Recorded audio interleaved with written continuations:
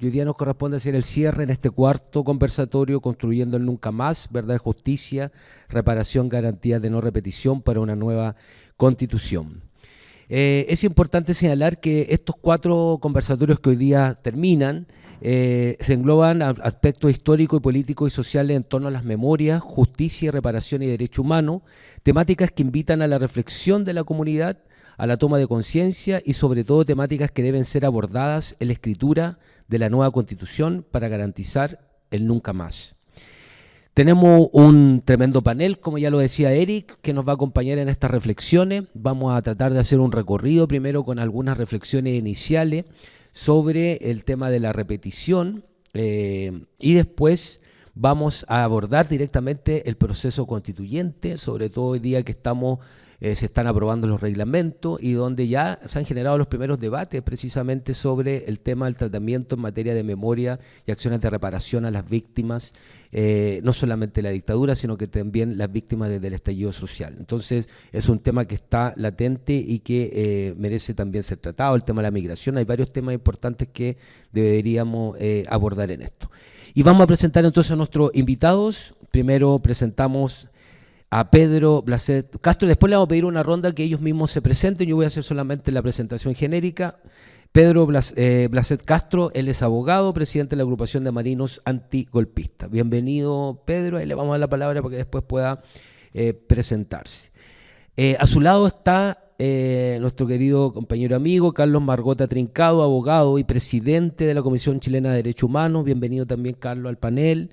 Y aquí a mi lado también nuestro amigo y compañero Luis Por Vega, abogado de la Universidad de Chile, contralor de la Universidad de Playa Ancha y director de la Cátedra de Derechos Humanos. Tiene un largo currículum, obviamente, Luis, Carlos y Pedro, pero la idea es que ustedes mismos se puedan ir presentando, en una presentación de 1 minuto más o menos, para que las personas que están y las que nos van a seguir dentro de las redes sociales del Parque Cultural, esta transmisión que estamos haciendo en conjunto con UPLA Televisión, que es el canal de la Universidad de Playa Ancha de Televisión, vamos a ir conociendo un poco sobre sus experiencias.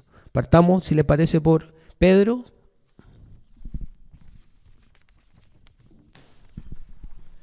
Bueno, muchas gracias por la invitación hecha por la asociación de acá de Cultural Ex Cárcel Pública. Como ya me presentaron, soy Pedro Blazet Castro, expreso político, estuvo 4 años en este recinto. Uno de los primeros que arribamos acá, digamos, es porque la Armada de Chile consideró que nosotros no éramos leales a sus órdenes, tratados como prisioneros que no merecíamos ser llamados patriotas porque habíamos sido traidores a ellos, a sus órdenes. Es muy emocionante estar acá, compartir, encontrarme con algunos compañeros y bueno, desde la experiencia, la reflexión, poder compartir con ustedes y entregar los elementos que nos permitan en el conjunto reflexionar y ir avanzando en los aportes que necesariamente tenemos que hacer hoy día en este momento histórico para la Convención Constituyente. Gracias. Muchas gracias, Carlos.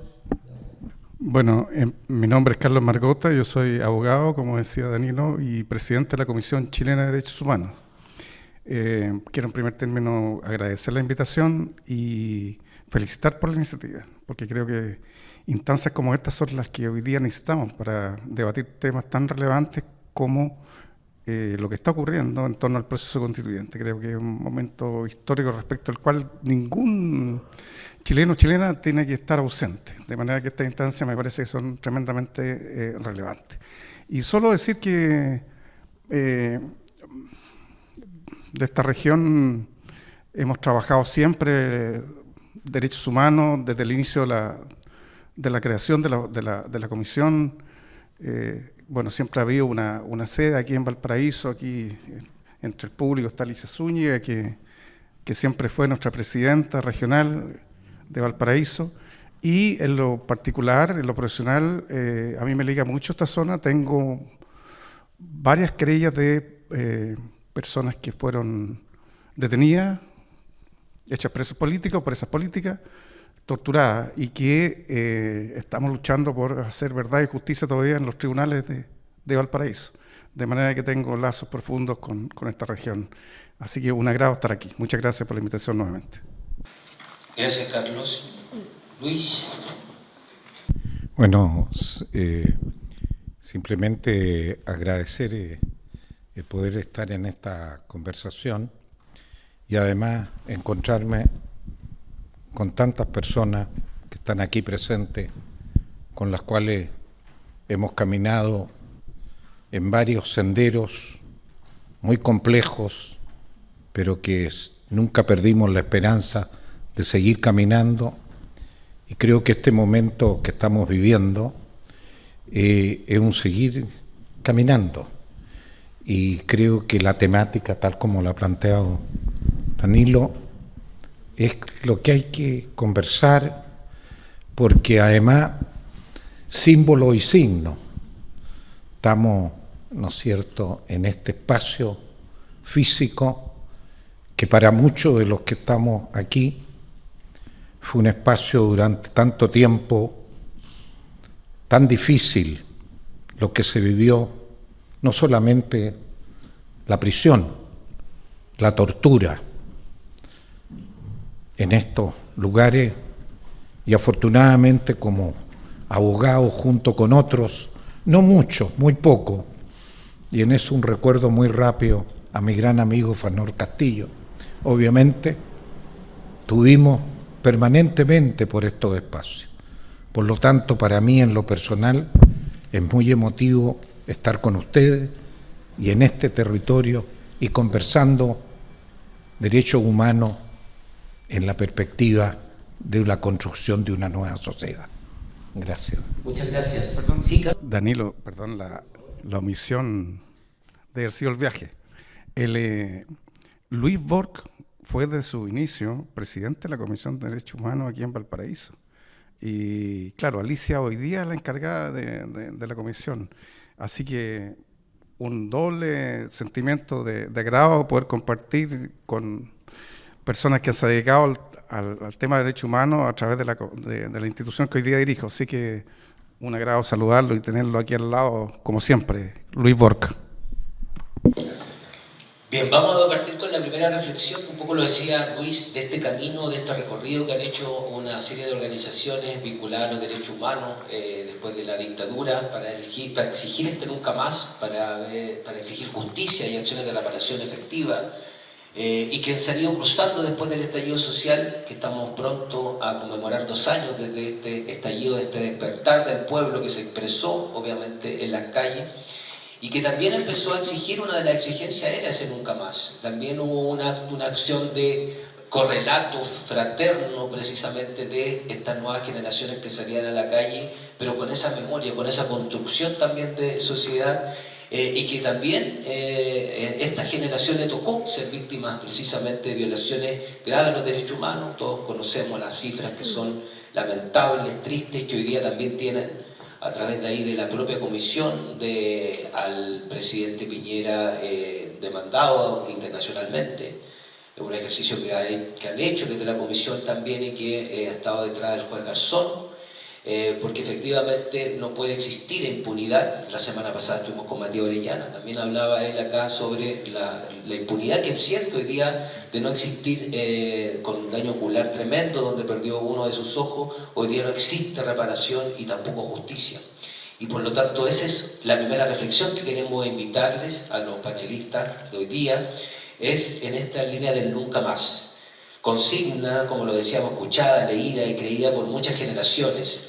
Lo cierto es que hemos venido vivenciando una y otra vez los atropellos a los derechos humanos, ya lo vivimos nuevamente desde octubre, como lo señalábamos. Las garantías de no repetición son la expresión de la obligación internacional que pesa sobre aquellos estados que, como el chileno, no han experimentado graves vulneraciones a los derechos humanos. Entonces queremos invitarlos a esta primera reflexión, que para poder graficar un poco qué entendemos por garantías de no repetición y qué ejemplos concretos existen desde el estallido chileno en esta materia. Desde lo jurídico, por supuesto, existen garantías de no repetición. Tenemos certeza de que no vamos a volver a repetir los mismos errores. Partamos por Pedro, ¿le parece? ¿Sí?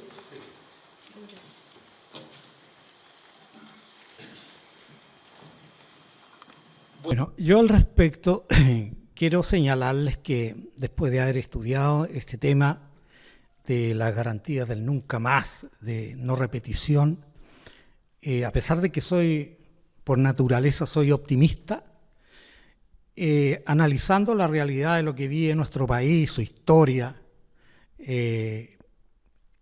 la verdad es que creo que nuestra sociedad, sobre quiénes han sido los responsables de las violaciones a los derechos humanos, lo encuentro ubicado en dos sectores de la sociedad. Uno, el que manda, y el otro, el que obedece. ¿Y quién es el que manda? ¿Quién es el que ha dado las órdenes en nuestra historia para cometer tantos crímenes, para efectuar todos estos golpes de Estado? Todas estas matanzas que nosotros conocemos, además por los relatos de nuestra cultura, han sido los sectores de la oligarquía, los sectores civiles, y los que obedecen son las Fuerzas Armadas. Entonces, cuando un general por ahí se le ocurrió, por el año 2005, decir el nunca más, bueno, a mí me pareció una frase brillante. Pero, ¿cuál es el respaldo que tiene? ¿Cuál es el fundamento? ¿Dónde están los elementos que nos van a señalar que ese nunca más no se va a volver a repetir? Y si observamos los últimos relatos o situaciones recientes de nuestra historia, resulta que los civiles, los responsables civiles, ninguno ha sido llevado a tribunales. El señor Edward, el Mercurio, cooptado por la CIA, y todo el resto de los empresarios que formaron la cofradía naval para planificar el golpe de Estado. ¿Hay alguno de esos civiles que haya sido demandado en los tribunales? Ustedes tienen la respuesta, al menos yo desconozco, ninguno. Y ellos fueron los que, respondiendo, digamos, obviamente al respaldo que le entregaba el imperialismo norteamericano, actuaron con carta blanca, digamos, y financiadas, para hacer lo que cometieron. Entonces, desde mi reflexión como ex marino, digo, bueno, aquí tiene que haber a partir de esta convención constituyente, efectivamente tiene que haber elementos que en el ámbito de los principios, de la orgánica, de todos los componentes de la Constitución, tiene que estar establecido allí. Porque no hay ninguna posibilidad si no se cambia efectivamente de raíz esta situación. Hablamos de justicia. ¿Qué justicia vivimos acá en Chile? Nosotros los marinos antigolpistas constitucionalistas llevamos sobre 18 años en juicios criminales en contra de los torturadores. 18 años, estimados. La justicia cuando tarda no es justicia. Pero seguimos insistiendo. Entonces, en esta respuesta, las Fuerzas Armadas tienen obviamente que incorporar o ser transformadas efectivamente en un instrumento de apoyo a la democracia. Pero tal cual está hoy día estructurado, no, esto se va a volver a repetir. Y en ese plano hay, y les puedo señalar todos los ámbitos en los cuales esto no tiene ninguna posibilidad de solución. Porque se estructura sobre la base de esa jerarquía en que las órdenes se obedecen. ¿ya? El superior jerárquico hay que obedecerle. Entonces nos podemos preguntar, ¿qué es lo que prevalece aquí en nuestro país? ¿Qué es lo que ha prevalecido? ¿Las órdenes del superior o las leyes? Y eso todavía existe. La orden jerárquica del superior se obedecen, no se discuten. ¿Qué pasó con los soldados con criptos que fallecieron en Los Ángeles, arriba en la cordillera? Los suboficiales no tuvieron ninguna posibilidad de decir, señor, las condiciones climáticas no permiten hacer esta travesía. La orden se cumplía. ¿Y qué costo tuvo eso? ¿Quién pagó el costo político? Porque ese es otro tema. Aquí nadie paga el costo político por las desgracias que suceden. Nadie. Entonces, no hay responsabilidad política tampoco. El comandante en jefe del ejército miró para el lado y aquí no sucede nada. Entonces, ese es un aspecto central, a mi juicio, de la definición en una constitución. ¿Qué debe prevalecer siempre y para todas las instituciones? La Constitución y las leyes. No la orden de cualquiera que amaneció o que se confabuló y que dice, no, las decisiones van por este otro lado, arriba el Ejecutivo, el Presidente de la República, no.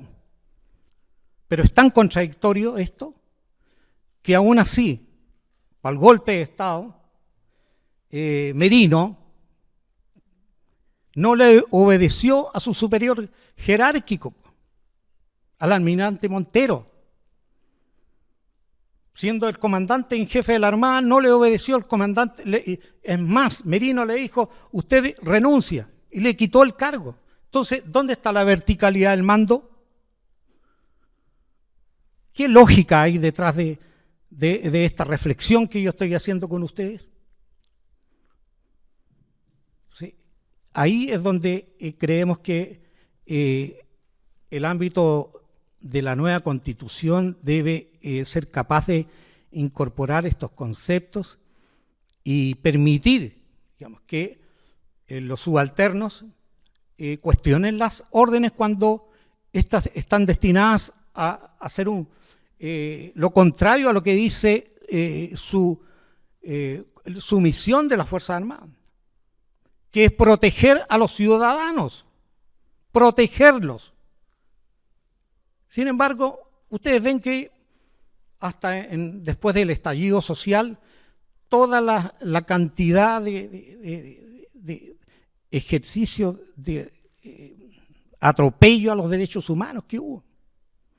¿Y quién dio la orden ahí? El Ejecutivo.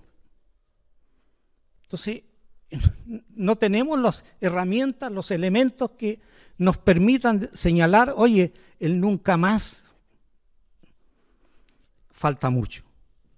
Tenemos necesariamente que ser capaces de entender que los dos ámbitos de esta situación de crisis que se produce en nuestro país, en donde es cierto, las Fuerzas Armadas, por su formación jerárquica, ¿ya? Y por su ser instrumento, yo en ese sentido creo que históricamente está demostrado, han sido instrumentos al servicio de las oligarquías nacionales y con formación ideológica desde Estados Unidos. Imagínense, ¿dónde está el concepto de patria, de nación? No, obedecen órdenes desde el exterior. Entonces, ahí van señalándose algunos elementos más. Las Fuerzas Armadas tienen su propio sistema judicial, su propio código. ¿Y quién nombra a los jueces? El superior jerárquico. Entonces, ¿hay de ese punto de vista una verdadera justicia cuando el superior jerárquico nombra a los jueces, a los fiscales? No hay autonomía, no hay independencia, no hay nada. Y bueno, ¿esto no es posible? Sí, pues sí, los países que tienen, inclusive hasta Estados Unidos. ¿Quiénes son los que investigan los delitos cometidos al interior de las Fuerzas Armadas? Son las policías de los estados. Y no es que las películas los inventen, ahí están. Entonces, hay tremendas injusticias hoy día que se cometen porque existe esta realidad que no es posible cambiarla mientras no enfrentemos todos los elementos que permitan ir evolucionando hacia formas más humanas, en que efectivamente los derechos humanos sean incorporados en la malla curricular de las Fuerzas Armadas. Ellos pueden decirnos, sí, lo están hoy día, claro, pero ¿quién es el que entrega esas materias? Son coroneles, generales en retiro, que quieren seguirse ganando un pitutito y son profesores de la formación. Yo tengo el ejemplo familiar mío, un suboficial de carabineros. Mi cuñado me decía, el problema que tenemos hoy día con los civiles, con la gente, son los derechos humanos. O sea, a ver, ¿de qué se trata? Sí, porque ahora ya no podemos ser tan estrictos, entonces ya nadie nos respeta. ¿Y qué tiene que ver con los derechos humanos? ¿Quién te enseñó eso?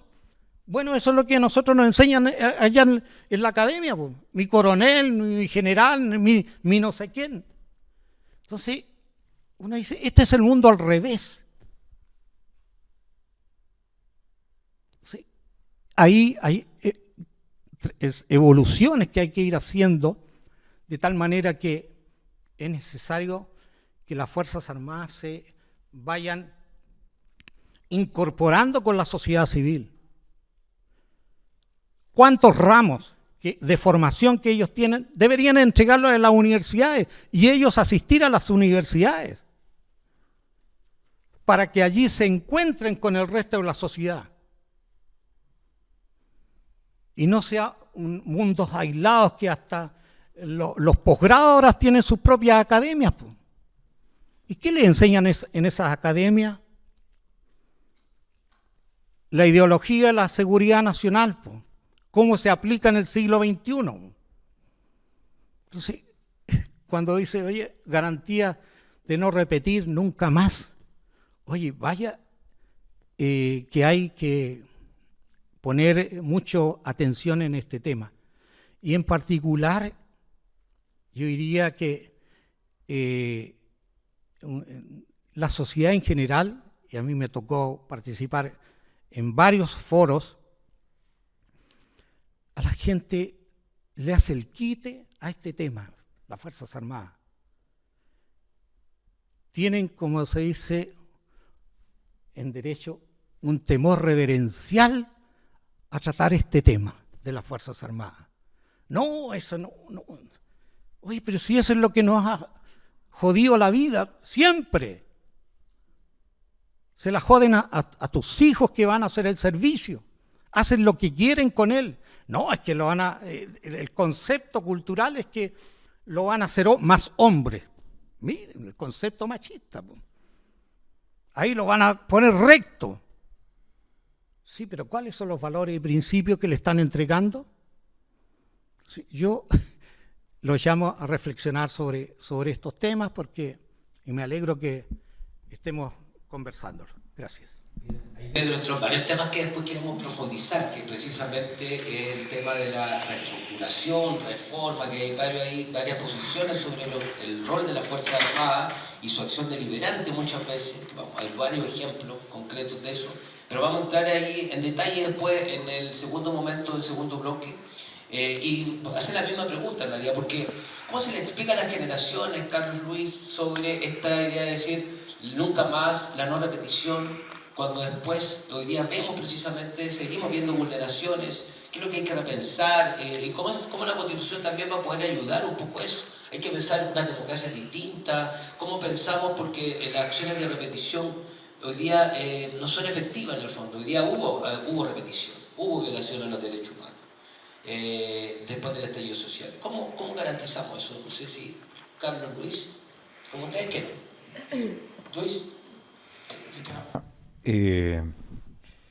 Yo creo, lo hemos conversado obviamente con Carlos muchas veces, bueno, también con... yo creo que aquí el tema, estamos enfrentados a un tema de la expresión constituyente, nueva constitución, a un cambio mayor cultural, más aún en nuestro país. Y tal como la expresión nunca más, que una expresión lingüística afirmativa, nosotros, nuestra cultura, y tenemos que reconocer, no queremos reconocer algunas características que tenemos. Y a veces, como se dijo, se terminan en aseveraciones categóricas y al poco tiempo no pasan a ser casi un eslogan, una pancarta. Cuando el nunca más es hacer una reflexión que este país democrático, ¿no es cierto?, la única participativo, y seguimos con las expresiones, se respete el Estado de Derecho, el bien común,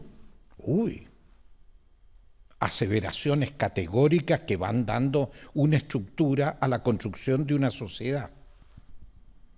Y sin embargo, la gran participación en nuestro país es que usted tiene un derecho que está en la Constitución consagrado, el derecho a elegir y ser elegido.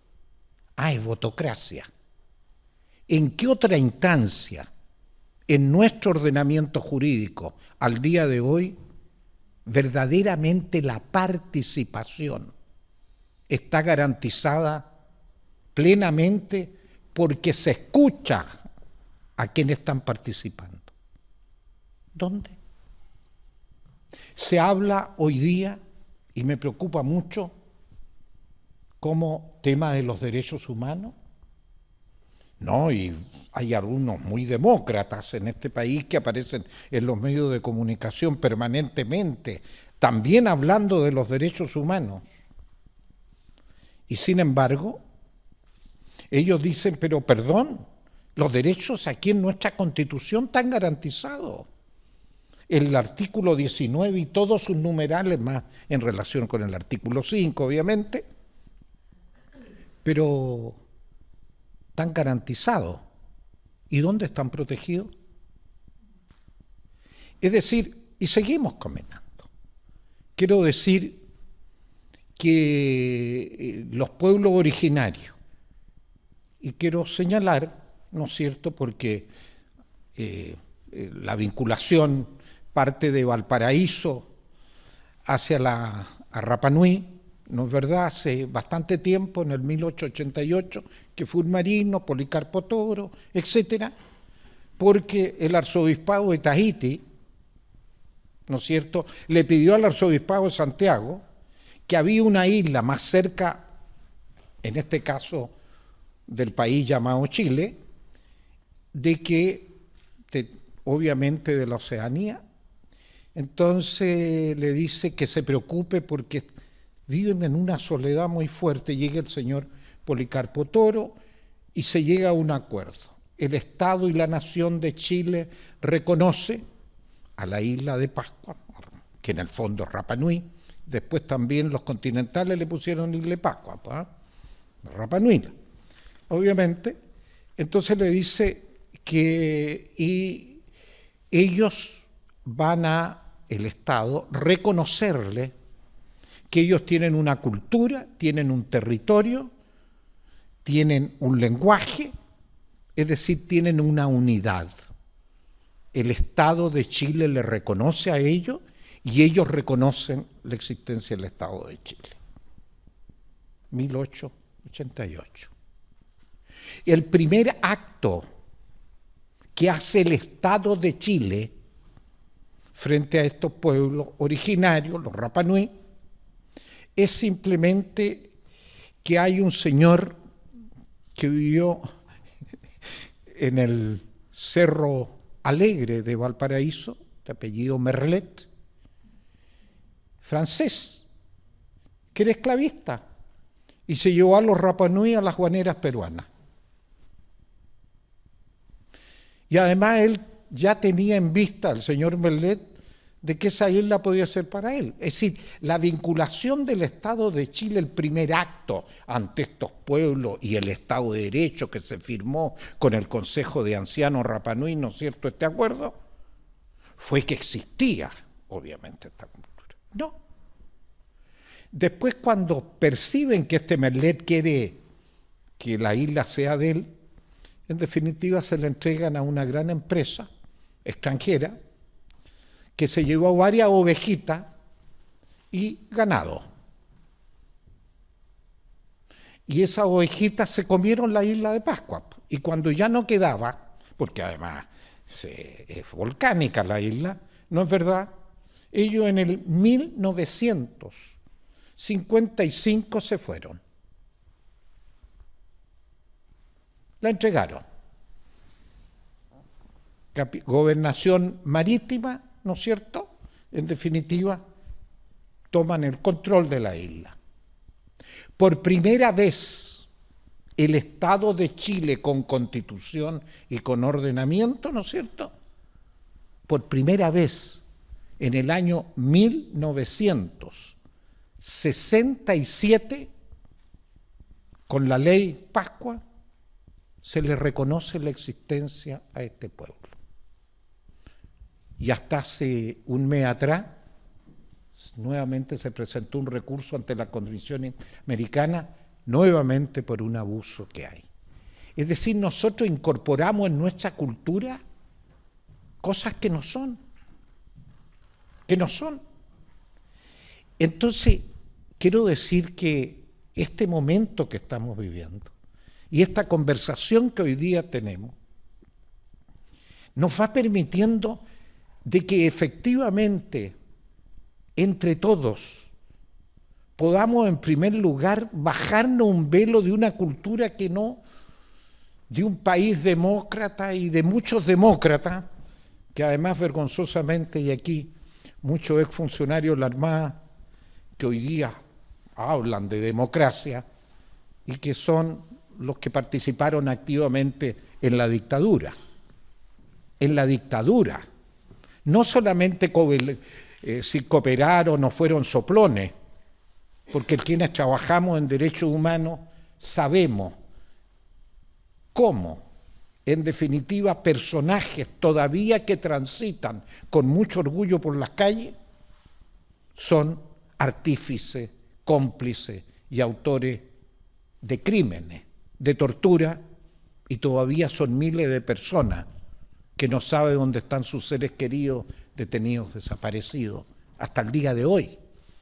Es decir, estamos hablando de una transformación donde el nunca más es un tema cultural de fondo, de entender que los derechos humanos no son más que reconocer que todas las personas son dignas. Eso, entonces de repente hay algunos que sacan muchas teorías. Y el tema de las Fuerzas Armadas, quiero señalar que hay una profesora de la Universidad de Yale, de Estados Unidos, que es una investigadora, doctora en Sociología e Historia, Jennifer Schiffer, que fíjese que no es el único libro que hay sobre el tema de las Fuerzas Armadas, que en el fondo comparte lo que usted ha manifestado, estimado. las intimidades de los proyectos políticos de los militares. En este caso es un estudio que hizo para Guatemala, pero también están los estudios para México, están los estudios para Colombia, etcétera. Y en concreto, cuando uno revisa estos estudios científicos, se percata de que las Fuerzas Armadas, que la bandera y que todo esto, los simbología, en fin, las Fuerzas Armadas están pauteadas hace muchos años, simplemente por aquellos que son las potencias. Y concretamente el tema Fuerza Armada en América Latina, obviamente la presencia norteamericana es fundacional. Hasta el día de hoy, esta estructura, poder, esta línea, ¿no es cierto?, de poder piramidal, tal como se señala, la antigüedad constituye, y punto. ¿Y qué más? No, ahí nomás. Nos está permitiendo de que en un proceso constitucional de una nueva sociedad que se quiere construir, el tema de las Fuerzas Armadas merece un debate principal, porque son un instrumento de garantizar, entre comillas, el orden, pero desde la mirada de una perspectiva que ni siquiera es de este país, sino que una pauta que viene desde el norte, de América del Norte, y que pautea a las Fuerzas Armadas en general. Esto no es una sorpresa, esto ha sido investigado. Les recomiendo, ¿no es cierto?, porque varias de las conductas que hasta el día de hoy asumen las Fuerzas Armadas están pauteadas desde el extranjero. Quiero señalarle que hace una semana atrás la Asociación de Juristas Latinoamericanos, en una reunión, ¿no es cierto?, de la asociación, que fue en Colombia, estaban ellos analizando el tema de lo que ha pasado en Colombia a raíz del movimiento social muy parecido al que se gesta en Chile a partir del año, ¿no es cierto?, de octubre del año 19. Y quiero señalarle que la descripción de cómo se está trabajando y las Fuerzas Armadas son las mismas que están en Chile, son las mismas declaraciones de los gobiernos frente a eso, y empieza el bien común, el orden público, la democracia, las mismas palabras que en el fondo es un libreto. ¿A qué quiero con esto simplemente comentar? Creo que estamos en una disyuntiva muy hermosa en el sentido que nos ofrece la historia, de que el tema de la reivindicación del hombre y su dignidad no es de coyuntura, es una manera de que si uno efectivamente cree que todos los seres humanos son dignos. Y si es así, yo te diría, la Constitución va a tener que tratar una manera distinta, no tradicional, la estructura organizacional de nuestro país. Porque quiero señalar que a veces, y aquí que hay varios abogados, nosotros tenemos la formación romanista, la norma, la ley, ahí está, y los principios generales, y la sana doctrina, no, la norma, está la ley, y si está en la ley es. Y en Chile se violan los derechos humanos simplemente con leyes que teóricamente no deberían de violarse. Es más, en esta cárcel, y lo quiero decir y excúsenme, cuando asumí un cargo de secretario ministerial de Justicia, ese día, es decir, el año 90, han pasado algunos años, aquí yo hice dos gestos. Uno, visitar la cárcel pública y la casa de menores en Playa Ancha, que era un centro de orientación y diagnóstico. Y era porque sabía lo que pasaba en las cárceles y sabía lo que pasaba con los niños. Y así fui en la mañana, ya sin avisar, visita que uno tiene que hacer de inspección y no de cuando... Y eso terminó en que intervine la casa de menores y después los centros de orientación y diagnóstico en el país pasan a ser del Sename. ¿Por qué? Porque el grado de abuso de todo tipo que existía en la casa de menores, que además era una fundación donde tenía mucha presencia la Armada de Chile, FUNACO, la Fundación Nacional de Ayuda a la Comunidad. Ellos eran los. Y después en la tarde vine acá. Y en el patio se reunió toda la población penal. Y efectivamente ellos, ¿qué sabía un señor CRM? No tenían por qué saber. Veían como raro. Yo pedí que en el patio, que era de tierra, cancha de fútbol, se reuniera toda la población penal, sobre 1.500 internos. Gendarmería se resistió un poco, porque veía que no me podían garantizar, que se podían, en fin, que corre peligro subir, no tenemos, en fin, ya. Yo le dije, y como está esa palabra mi seremi, ya si usted lo ordena, ya, reunión. Yo les dije, yo creo que la mayoría de las cosas no la entendieron. Pero sí hay algo con lo cual concluí, de que le dije, ustedes solo tienen privado un derecho, que es la libertad. Pero todos sus otros derechos, todos, están vigentes porque ustedes son dignos. No sé si lo entendieron. Y creí, con la autorización de que fue profesor mío en la Universidad de Chile, ¿no es cierto? Francisco Cumplido, que era el ministro de Justicia, ¿no es cierto?, un programa especial de rehabilitación. Y si ustedes ven la historia de Gendarmería, la historia que le cuenta el éxito de un programa de rehabilitación, de participación colectiva, fue un éxito.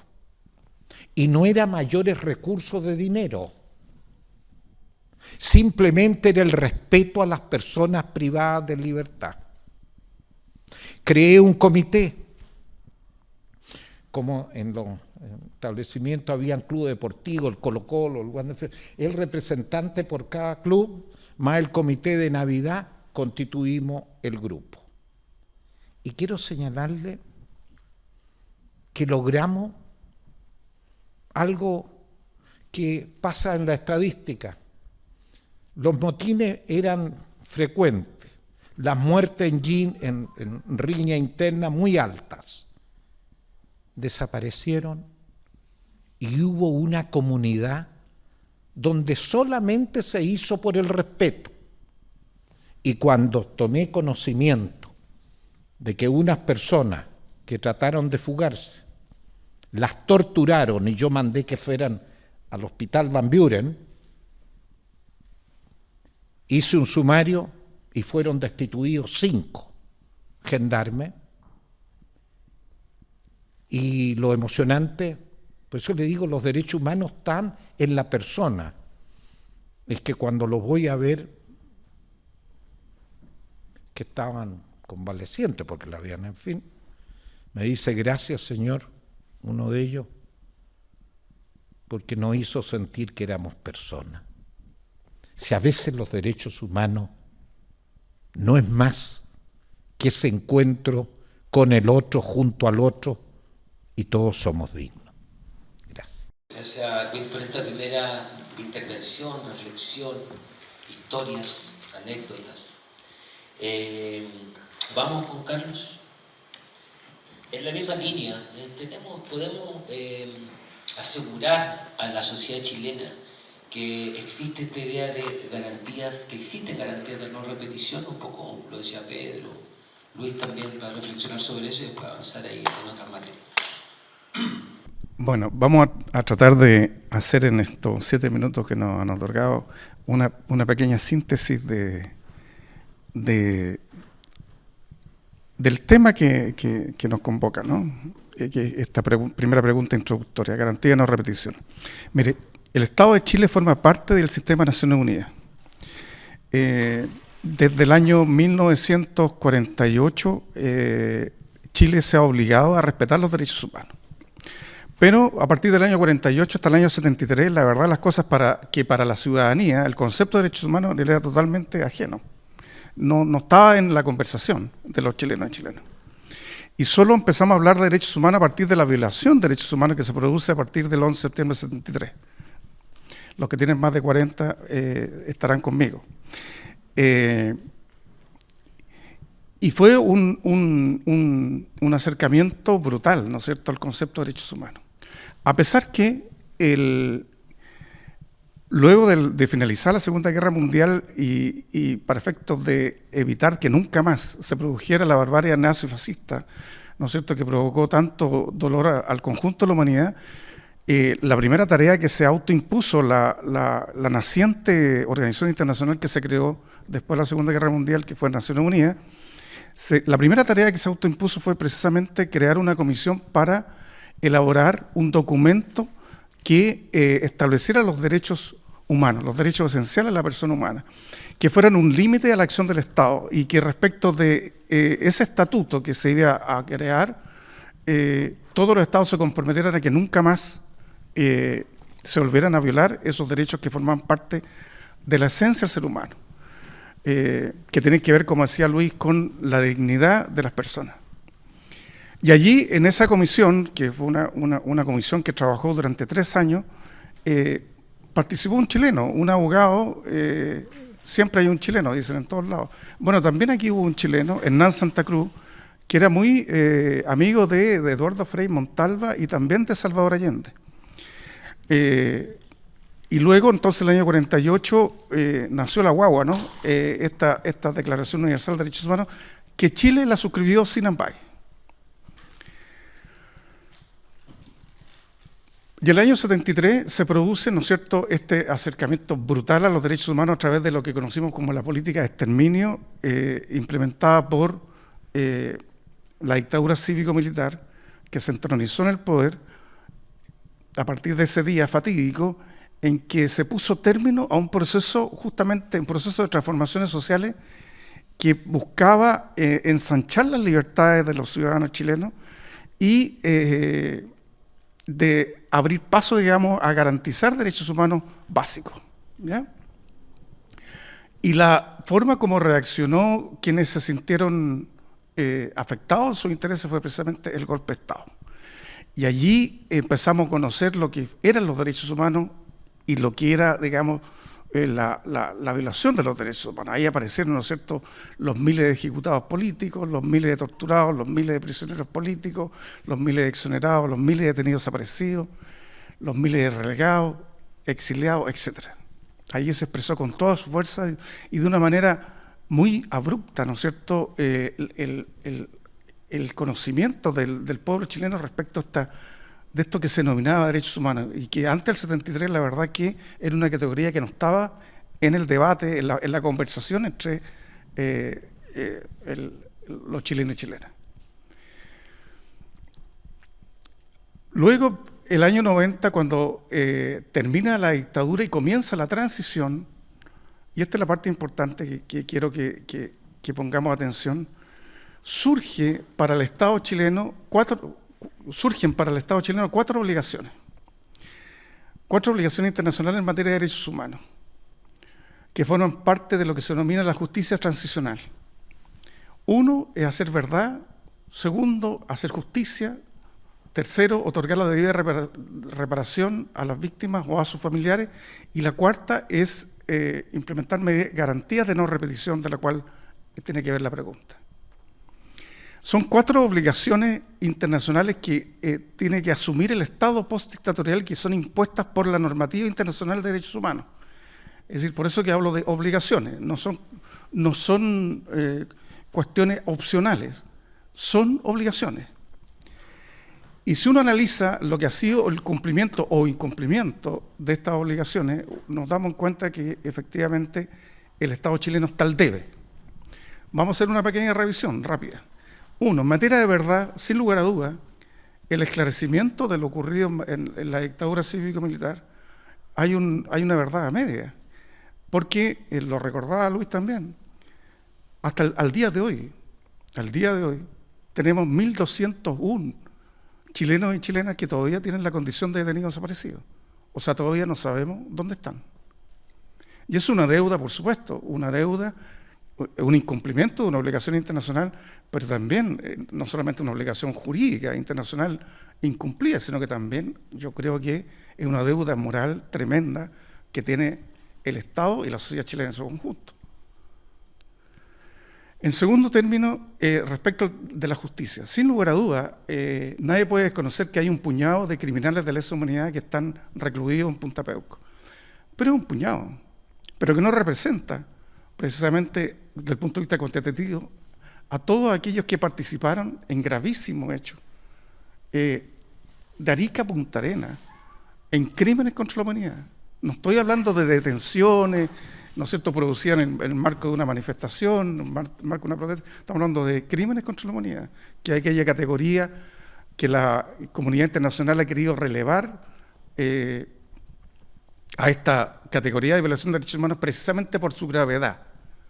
Por su gravedad le ha dado una regulación y un tratamiento jurídico distinto, precisamente para tratar de evitar que queden en la impunidad estos graves crímenes. Y por eso que hace pocos años atrás, el año 98, se crea la Corte, el Estatuto de Roma, y el Estatuto de Roma crea la Corte Penal Internacional, ¿no es cierto?, que es un tribunal internacional que lo que busca es precisamente juzgar los crímenes internacionales, entre los cuales están los crímenes contra la humanidad. Y los crímenes contra la humanidad, bueno, son entre otros la tortura, la ejecución política, la desaparición forzada, etc. Entonces, si bien tenemos ahí un conjunto de personas que han sido condenadas por los tribunales, sin lugar a dudas que hay, digámoslo con sus letras, digamos, hay criminales que se pasean libremente por las calles. Y lo peor, déjenme decirles que no solo el hecho en sí mismo de que haya criminales que todavía se pasean libremente por las calles y que exista una impunidad totalmente inaceptable desde el punto de vista del derecho internacional de los derechos humanos, sino que además se produce lo que se denomina una revictimización de las víctimas.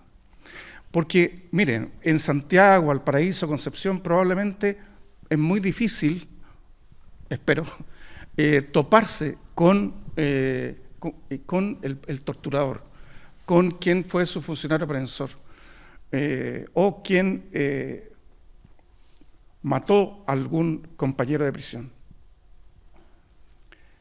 Muy difícil atendía, digamos, la densidad demográfica de las grandes urbes. Pero déjenme contarles que en algunos pueblos de Chile que me ha tocado visitar, son pueblos chicos, y todavía la víctima sobreviviente sigue topándose en el supermercado, en el almacén, con su aprehensor, con su torturador. Entonces es una cuestión total y completamente inaceptable, jurídica y moralmente. En tercer lugar, la reparación. Sin lugar a dudas, estamos muy al debe. La reparación está regulada por la normativa internacional. Es decir, tiene que tener determinados estándares. Y entre otras cosas tiene que ser una reparación integral, señala el derecho internacional de los derechos humanos. Y la verdad, las cosas estamos muy lejos de eso.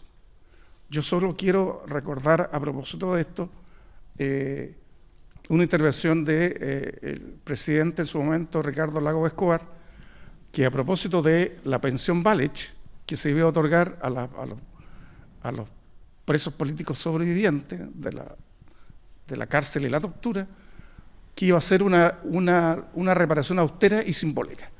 Bueno, ese fue un eufemismo para decir que en realidad que iba a ser una reparación miserable. Y así además lo ha establecido lo han establecido distintos órganos del sistema, tanto regional como internacional, universal, de los derechos humanos. La Comisión Interamericana de Derechos Humanos se han pronunciado sobre el particular y ha dicho que las víctimas sobrevivientes o los familiares de las víctimas están recibiendo una indemnización, una pensión, una reparación totalmente alejado de los estándares internacionales de derechos humanos. Y la última obligación que lo señalaba son las garantías de no repetición. ¿Qué es lo que son las garantías de no repetición? Son medidas concretas, políticas específicas que debe asumir el Estado postdictatorial justamente para sentar las bases del nunca más. El nunca más no es una frase, es un horizonte, pero que tiene que llegarse a él sobre la base de medidas concretas. Y los órganos que forman parte del sistema de protección internacional de derechos humanos han señalado cuáles son aquellas medidas, cuáles son aquellas garantías de no repetición que todo Estado postdictatorial debe asumir. Hay un largo listado, pero prioriza. Desde el punto de vista de las prioridades, la comunidad internacional ha señalado que en primer lugar tiene que haber una reestructuración de las Fuerzas Armadas y las fuerzas policiales. La primera garantía de no repetición que se le exige a los estados postdictatoriales. La segunda es una profunda reforma al Poder Judicial. Y la tercera es una formación en derechos humanos que tenga que ver con la educación tanto a nivel formal como informal, que tenga la base, ¿no es cierto?, el respeto y la garantía de los derechos humanos. Si uno analiza lo que ha pasado en estos 31 años de transición, no de democracia, de transición, nos damos cuenta que el Estado chileno está total y completamente al debe. Ya vamos a analizar en detalle, ¿no es cierto?, en la segunda parte, entiendo, de esta conversación, qué ha pasado con las Fuerzas Armadas, pero curiosamente podemos decir, ¿no es cierto?, que el Estado de Chile, la verdad las cosas que ha soslayado enfrentar esta obligación. Y sin lugar a dudas, tenemos un grave problema, porque el no haber asumido el cumplimiento de esta obligación ha significado justamente que esto ha facilitado la repetición precisamente de lo que se quería evitar, ¿no es cierto? Y lo hemos visto a partir de octubre del 2019. O sea, si las Fuerzas Armadas y Policiales sirvieron como el sustento de aquellos sectores minoritarios que se sintieron afectados en sus intereses y los utilizaron para poner términos a esos procesos de transformaciones sociales, ¿no es cierto?, de la cual hablábamos y que lideraba el presidente elegido democráticamente, Salvador Allende, hoy día, hace 2 años atrás, ¿no es cierto?, Sebastián Piñera hace lo mismo, guardando las proporciones, pero es el mismo ejercicio. Es decir, hay una mayoría de la población que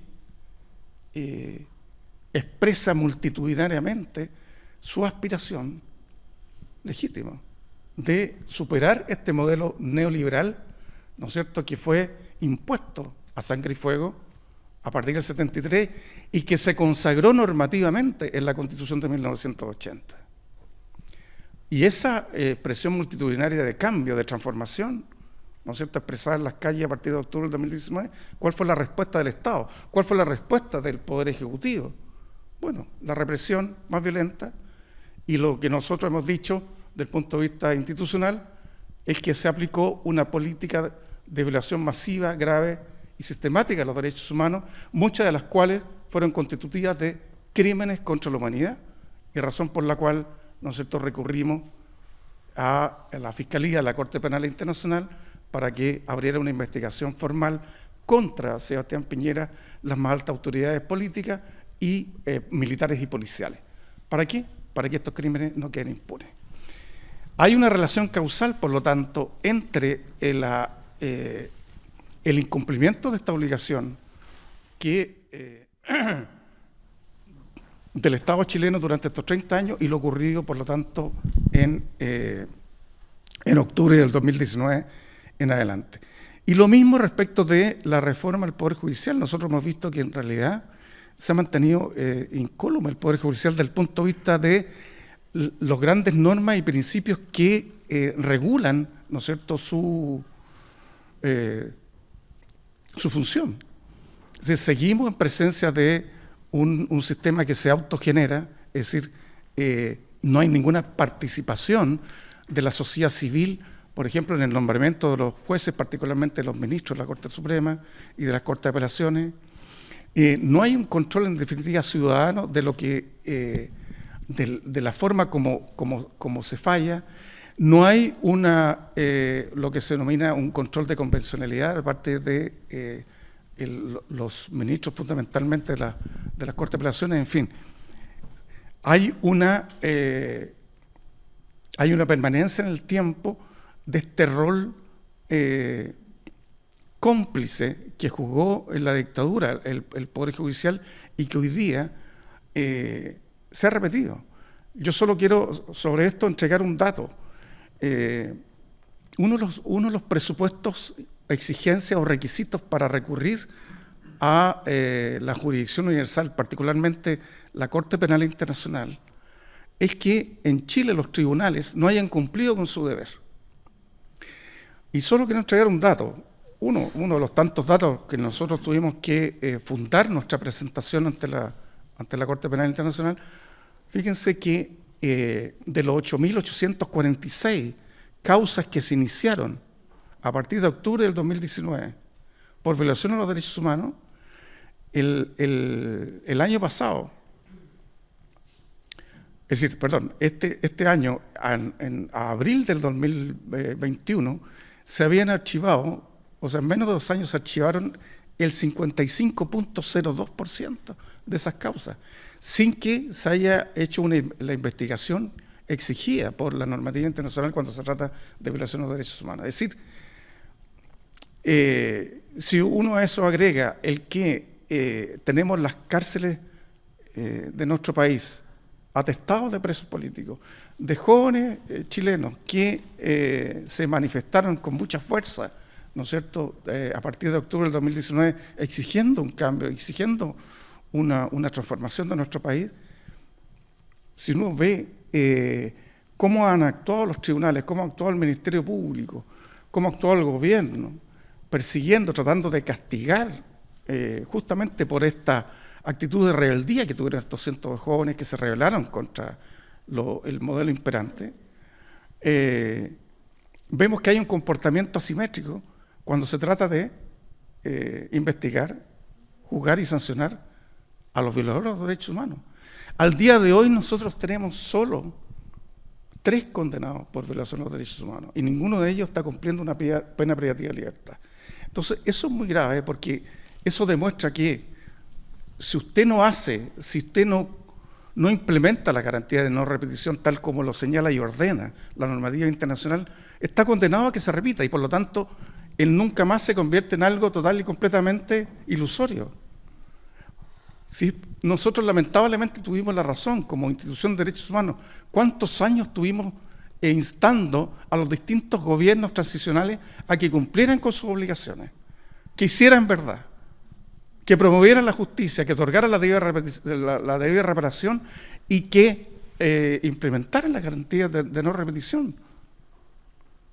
No nos hicieron caso. Bueno, el resultado de aquello lo estamos viendo a partir de octubre del 2019. Entonces, por eso que es tan relevante el momento que está viviendo el Chile de hoy, el momento constituyente, porque es la oportunidad propicia para poner al día en el cumplimiento de las obligaciones internacionales al Estado de Chile. Es el desafío que tenemos, el desafío como país, y por eso que es tan relevante también, tal como lo señalaba en un comienzo, que estas instancias se produzcan y se multipliquen, y que atendida la relevancia y la importancia que va a tener el texto constitucional, que de ahí salga y que luego sea sometido a plebiscito, ¿no es cierto?, aprobación de la ciudadanía, es importante que ese texto responda, en primer lugar, al cumplimiento de las obligaciones del Estado de Chile. Y en segundo lugar, responda al anhelo mayoritario del pueblo chileno. Ahora, yo les quiero decir, y créanme, que van de la mano las aspiraciones que tiene el pueblo de Chile con las obligaciones que están pendientes. Dicho de otra manera, si el Estado de Chile cumple con las obligaciones internacionales, las aspiraciones mayoritarias del pueblo chileno se van a ver satisfechas. En consecuencia, es muy relevante que el pueblo de Chile tenga una actitud vigilante de lo que está pasando en el proceso constituyente.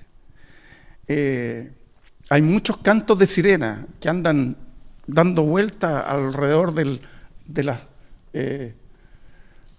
los salones del ex Congreso donde está funcionando la Convención Constitucional. Y a eso hay que tener mucho ojo, mucha atención.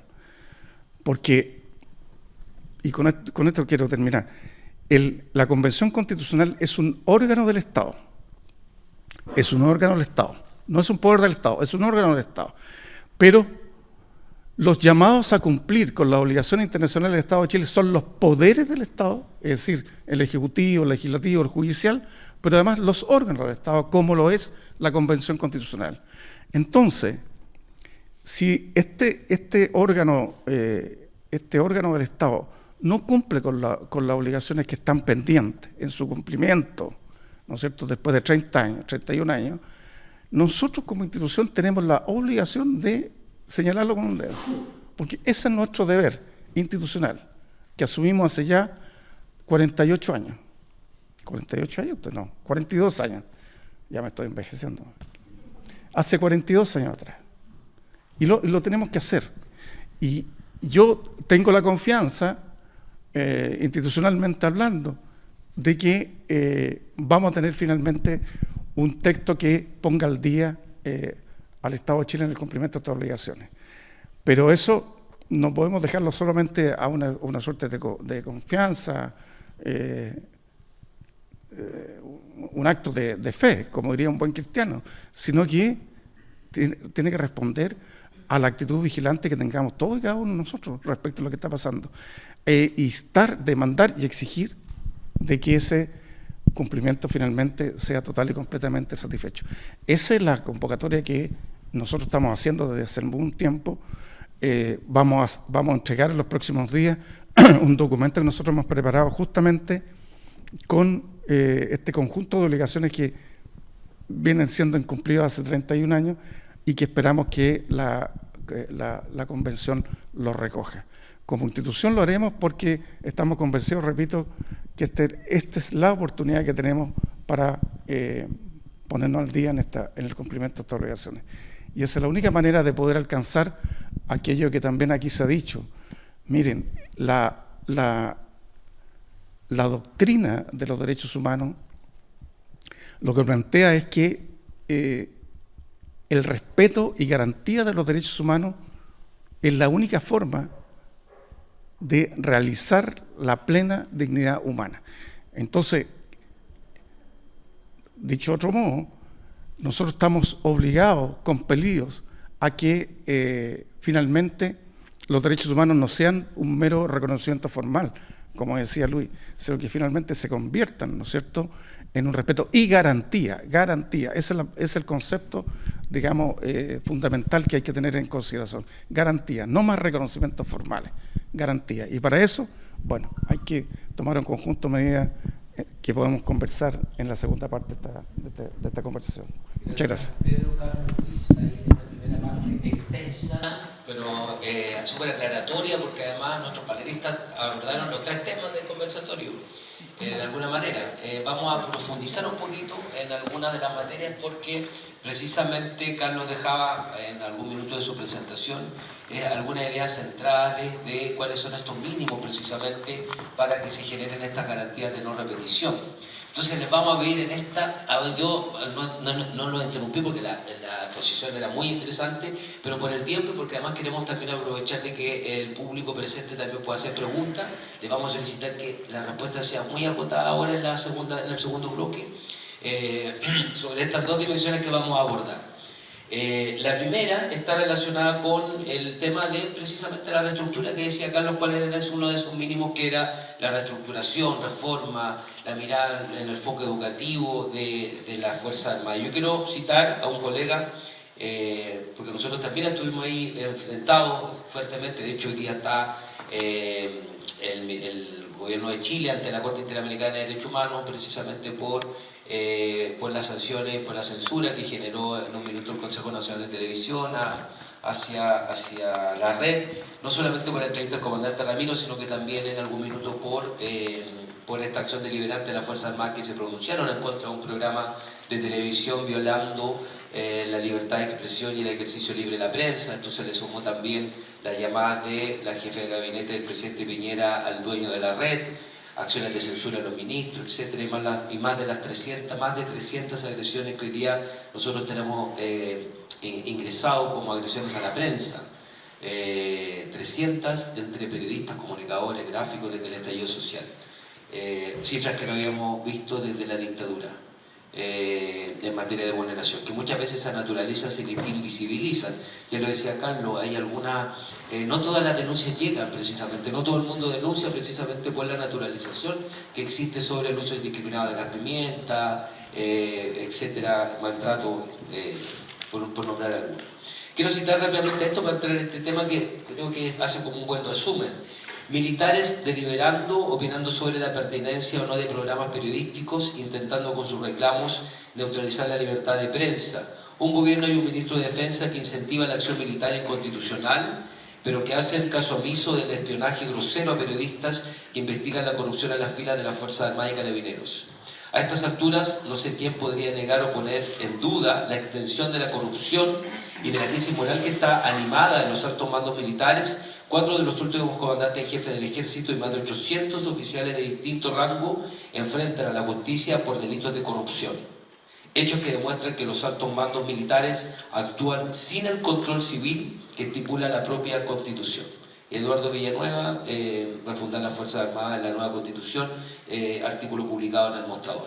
Abrimos la palabra, 2 o 3 minutos para reflexionar, para después pasar al otro tema y después abrir la ronda al público. Pedro.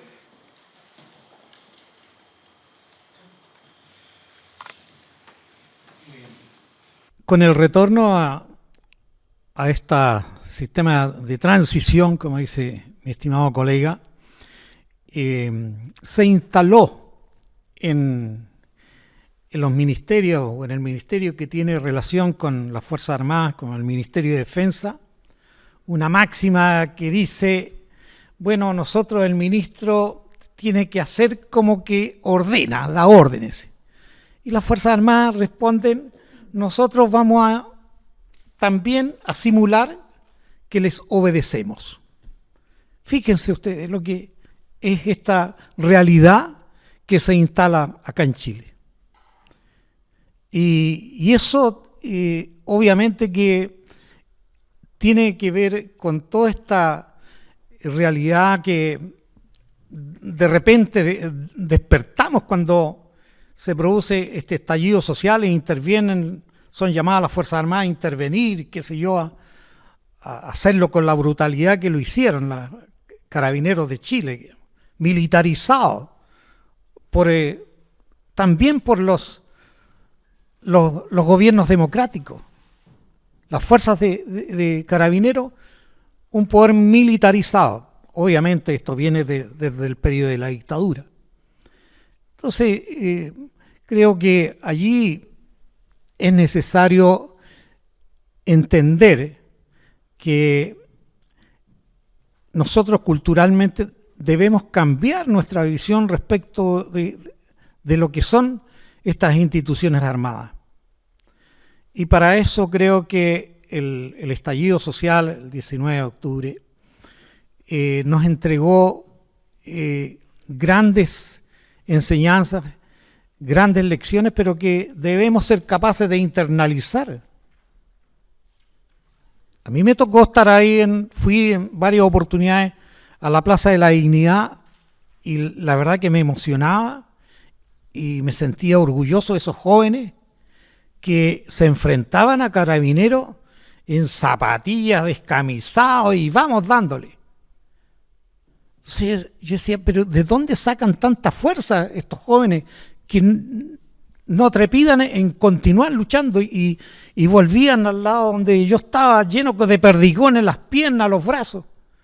Entonces, creo que allí hay un despertar, una toma de conciencia que no siempre ha sido bien aquilatada.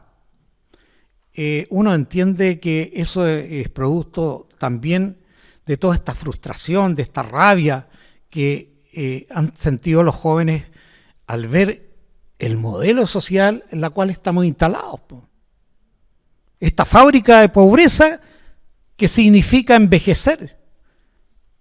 El sistema no es previsional, que dicen que es previsional, pero no, es acumulación de capital individual nada más. Competir.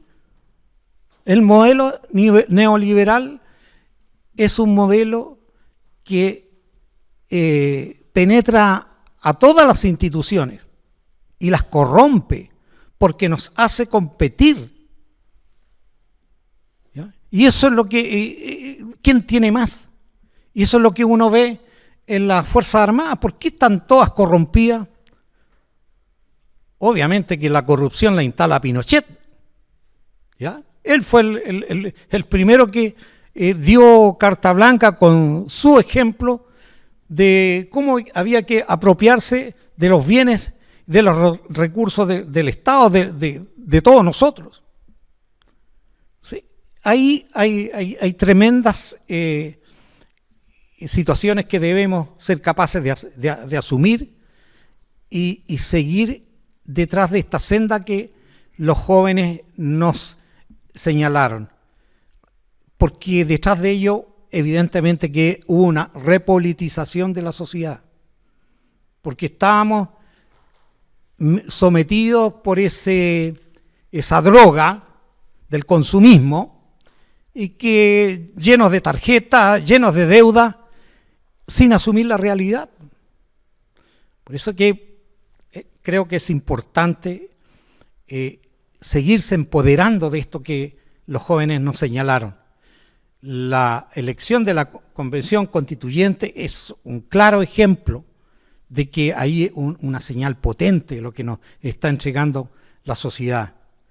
Pero para eso también nosotros, todos, tenemos que ser capaces de entender que tenemos que asumir el control social sobre lo que está sucediendo.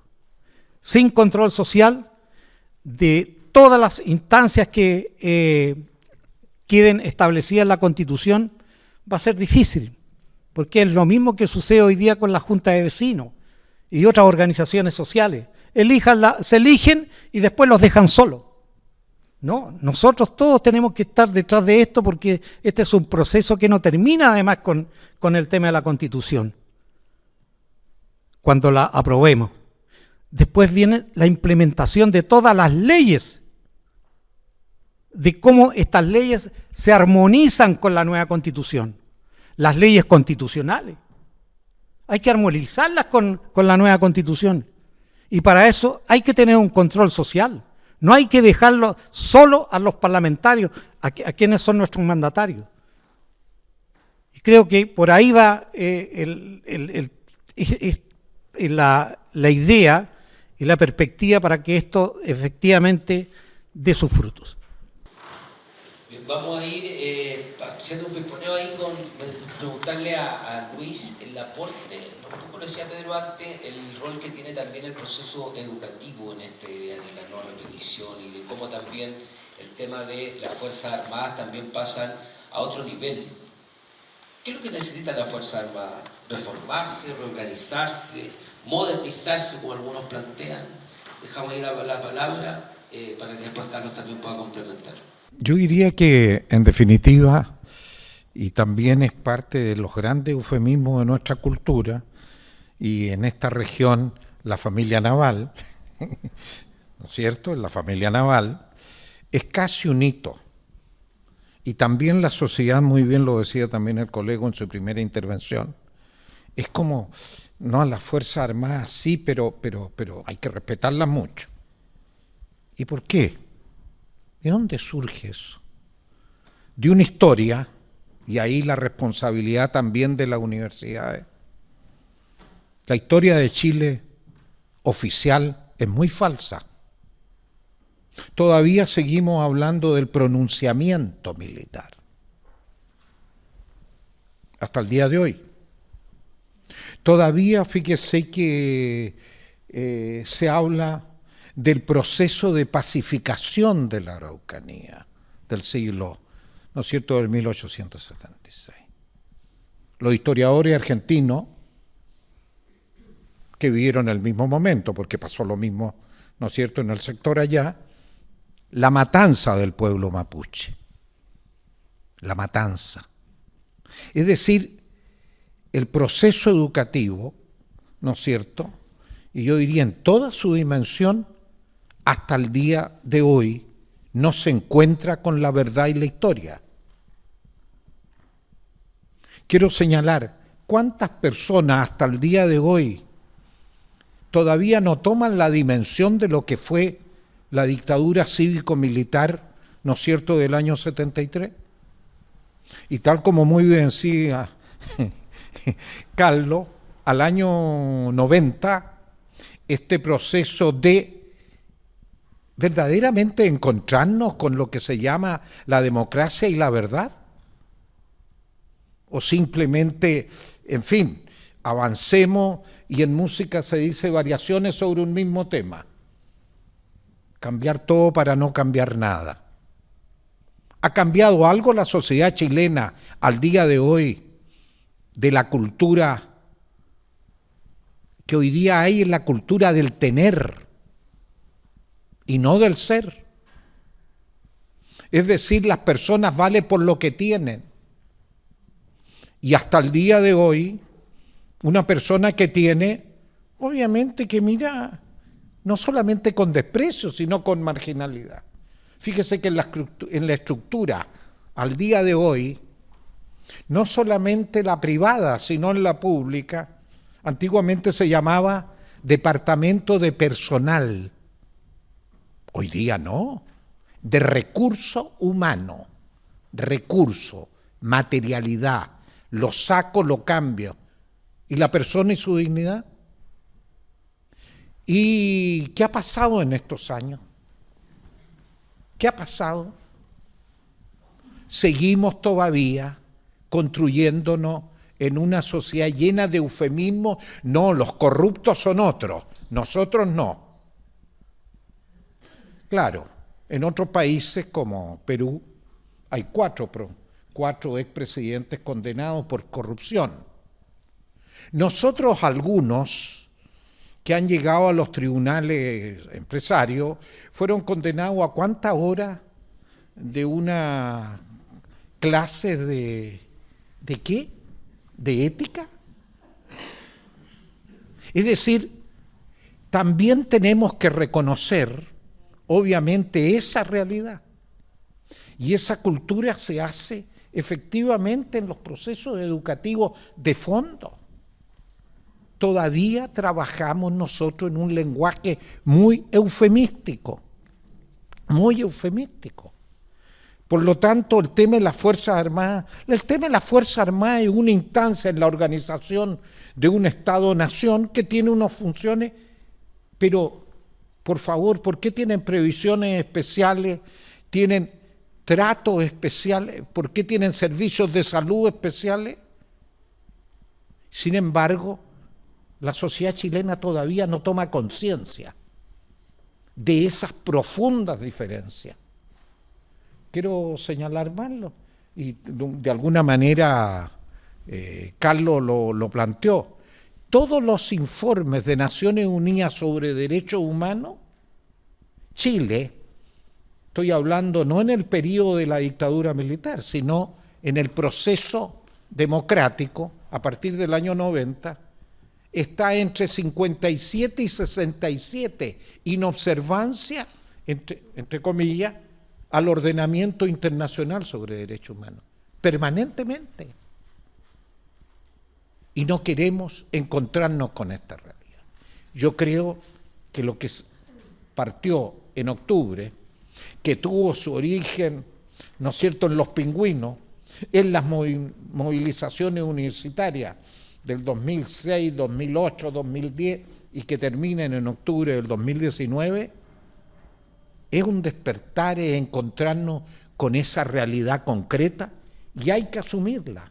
Y los procesos educativos es efectivamente aportar esa verdad, y es un compromiso de toda la sociedad, incluido todas las universidades. Gracias, Luis. Vamos a ir cerrando. Voy a cambiar la pregunta ahí para Carlos para poder aprovechar el tiempo, porque estamos súper cortos del horario, ya pasado en el tiempo, van a ser las 20 para las 2 de la tarde. Entonces voy a preguntarle a Carlos, en su última reflexión, que nos puede ayudar a comprender cuáles son esos mínimos que deberían estar garantizados en la Constitución, en esta última reflexión tuya, Carlos. Bueno, en primer lugar, para efectos del tema de las Fuerzas Armadas, me quiero referir a un par de cosas básicas.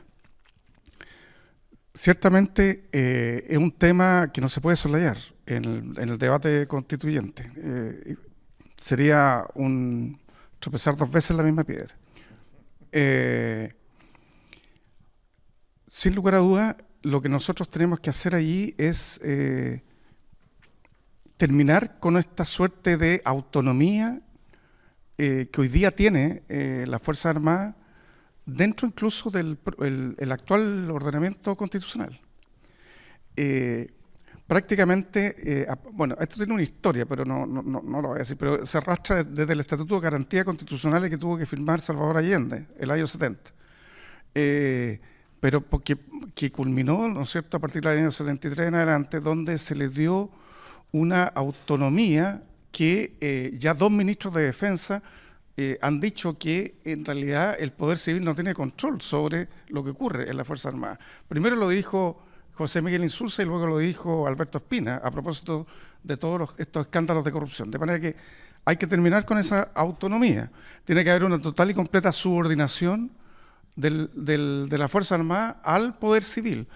Terminar con la formación actual que reciben las futuras generaciones de oficiales. Terminar en consecuencia con la denominada Doctrina de Seguridad Nacional. La Doctrina de Seguridad Nacional, que además no nació en las Escuelas de las Américas, nació en Francia a propósito de la guerra independentista en Argelia. Ustedes saben que Argelia estuvo ocupada muchos años por el Imperio francés. Y allí se naturalizó y se incorporó por parte de las Fuerzas Armadas Francesas de ocupación un famoso manual de la lucha antisubversiva que se llamaba la doctrina antisubversiva, que incorporó la tortura y la desaparición forzada por primera vez como un método legítimo de combate contra el enemigo interno, que en ese momento eran las fuerzas, digamos, que se oponían a la ocupación. Y luego esto fue traspasado desde el punto de vista formativo a los norteamericanos. Los norteamericanos aprendieron de los franceses. Y luego entonces se consumó todo en lo que aquí se hablaba de la Escuela de las Américas en Panamá hasta el día de hoy. Entonces tenemos que desterrar en primer lugar esa formación que deja atrás una posibilidad de incorporar las Fuerzas Armadas en un proyecto de desarrollo democrático de nuestro país. Entonces nosotros tenemos que transitar hacia esa dirección, incorporar a las Fuerzas Armadas en un proyecto de desarrollo, ¿no es cierto?, al lado del pueblo chileno y no contra el pueblo chileno. Y para ello necesariamente tenemos que desterrar la doctrina de la seguridad nacional. En segundo lugar, a mí me parece muy relevante discutir si es que es necesario que las Fuerzas Armadas, en el ánimo, ¿no es cierto?, de que terminar con esta suerte de poder autónomo que tienen, ¿no es cierto?, en la actual convivencia social y que se plasma en la actual Constitución, si es necesario o no que estén reguladas en la Constitución nueva. Fíjense, a juicio de muchos expertos, señalan que para efectos de ser una expresión de subordinación al Poder Civil, deberían estar reguladas en una ley común, no necesariamente en la Constitución. Ojo, por lo tanto, este debería ser un tema de debate. La mayoría de los expertos señalan que hay que desconstitucionalizar a las Fuerzas Armadas y por lo tanto convertirlo como lo que debe ser desde el punto de vista conceptual, que es Fuerzas Armadas, ¿no es cierto?, que obedecen, aprovechando el concepto que utilizó el colega, obedecen al Poder Civil, subordinado al Poder Civil. Entonces, Eso hay que mirarlo bien. No pensar que necesariamente las Fuerzas Armadas y Carabineros van a tener que estar regulados por la Constitución. ¿Por qué? Porque subliminalmente, y más que subliminalmente, se está entregando allí la connotación de que es un poder, como un poder del Estado. No sé si me explico. Y por lo tanto, eso hay que, a mi juicio, revisarlo. Revisar también el sistema de nombramiento de los generales y de los comandantes jefes de ejército. Es decir, allí no tiene que haber una propuesta de parte del ejército o de parte de la institución castrense. Debe ser una decisión total y completamente soberana de los poderes constituidos por la expresión popular. Y por último, yo quisiera decir lo siguiente: la Constitución per se, conceptualmente hablando, lo que busca es definir y dividir el poder. Y hoy día el gran problema que tenemos, o sea, la gran tensión que se va a dar dentro de la Convención Constitucional a propósito de los mínimos comunes, dijimos, de los mínimos, hermano, porque eso me suena medio extraño. De los mínimos es que lo que está en tensión es si el pueblo de Chile, miren, los derechos humanos, hay derechos individuales y derechos colectivos, conceptualmente hablando. Y el principal derecho colectivo, el derecho humano colectivo, es el derecho de libre determinación, que está consagrado en el artículo 1 del Pacto Internacional de Derechos Civiles y Políticos y el artículo 1 del Pacto Internacional de Derechos Económicos, Sociales y Culturales. Búsquenlo porque es muy interesante. Es un derecho que justamente lo que expresa allí de que la soberanía popular está radicada ¿dónde? Justamente en el pueblo de Chile. Hoy día, ¿dónde está radicado el poder? Está radicado en el poder económico, en el poder político, en el poder militar, ¿o no? A menos que me demuestren lo contrario. Entonces, la tensión que se va a dar en la Convención Constitucional es cómo en el nuevo texto constitucional se expresa, digamos, de esta voluntad mayoritaria de que el pueblo de Chile recupere su soberanía. Y entonces esa soberanía está dada justamente por esta exigencia mínima. La exigencia mínima es que ese texto que están convocados a escribir y luego someter a consideración de todos y todos nosotros, el nuevo texto constitucional tiene que tener como marco referencial obligatorio el respeto y garantía de los derechos humanos. Ese es el mínimo exigible, pero no porque sea una mera aspiración de todos y cada uno de nosotros, o sea una aspiración de las organizaciones de derechos humanos. Es porque son obligaciones que el Estado de Chile ha contraído sobre la base de la suscripción y ratificación de un conjunto de tratados internacionales de derechos humanos. Entonces, si la Convención Constitucional no logra plasmar en el texto este cumplimiento de esta obligación, entonces significa que el pueblo de Chile ha perdido su batalla, que es recuperar el pleno ejercicio del derecho de libre determinación. Entonces, a eso hay que estar muy atentos, y por eso que vuelvo atrás respecto al tema de las Fuerzas Armadas. No tiene por qué la Fuerza Armada estar consagrada en el nuevo texto constitucional. No necesariamente, no es razón, no es obligatorio, al revés. Creo que hoy día tendríamos que dar una muestra de que precisamente el poder militar tiene que subordinarse completamente al poder civil, a todos nosotros, de que sea un instrumento de la soberanía popular y no un instrumento al servicio de unos pocos para resguardar egoístas intereses. No sé si me explico. Entonces, ese es un poco el debate que yo creo que va a cursar y debe cursar ahora a partir según lo que le escuchaba al vicepresidente de la Convención, Jaime Baza, que decía que a partir del 18 de octubre, fecha muy emblemática, ya se empieza a discutir el texto, el fondo. Y ahí hay que estar muy atentos. Gracias. Bueno, nos hubiese gustado haber avanzado en este panel con preguntas de ustedes, pero se nos hizo cortito el tiempo. Fue una exposición muy interesante, muy profunda. Agradecer a Pedro Blacet, abogado presidente de la Agrupación de Marinos Antigolpistas, Carlos Margota, abogado y presidente de la Comisión Chilena de Derechos Humanos, Luis Bor Vega, abogado de la Universidad de Chile, hoy contralor de la Universidad de Playa Ancha y director de la Cátedra de Derechos Humanos. Agradecerles, pero también agradecer a todas las organizaciones de derechos humanos que se reúnen, que mantienen viva esta memoria y que se cruzan también con estas nuevas generaciones que hoy día también están en las calles pidiendo dignidad, pidiendo justicia, acciones de reparación.